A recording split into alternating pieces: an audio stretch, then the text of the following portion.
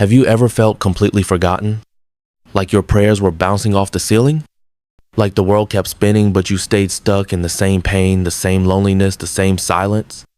I know that place. I was there. But what happened next changed everything. And I need you to hear this, because it might change everything for you, too. 3 years ago, I hit rock bottom. I had just lost my job, my marriage was barely holding on, and worst of all, I felt like God had turned his back on me. I remember one night, lying awake at 2 a.m., staring at the ceiling and whispering, "God, if you're real, where are you now?" Silence. Or so I thought. That night, I got up and went for a walk.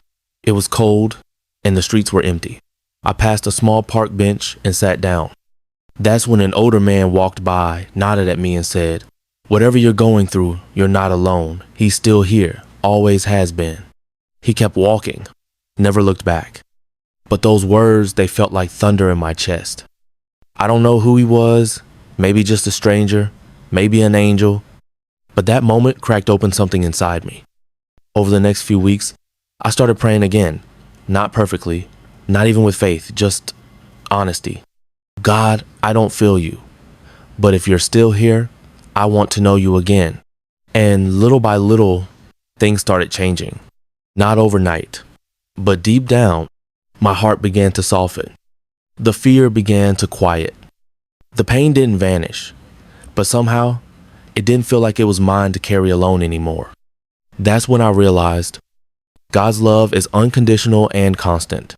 Even in times of pain, doubt, or failure, he remains present, offering peace, healing, and strength. I had spent years trying to earn love from people, from the world, even from God. But his love, it was never something to be earned. It was always there, waiting. Not because I got it right, but because he never stopped being who he is, faithful, kind, and close to the brokenhearted. I could tell you about the doors that opened after that new work, new healing in my marriage, a new sense of purpose. But honestly, the real miracle was discovering that even at my lowest, I was never unloved, never unseen, never abandoned. If this story spoke to you even just a little, I want you to remember, you're not alone. God's not done. And this is just the beginning. Subscribe now and join me for more stories of hope, faith, and the God who never walks away.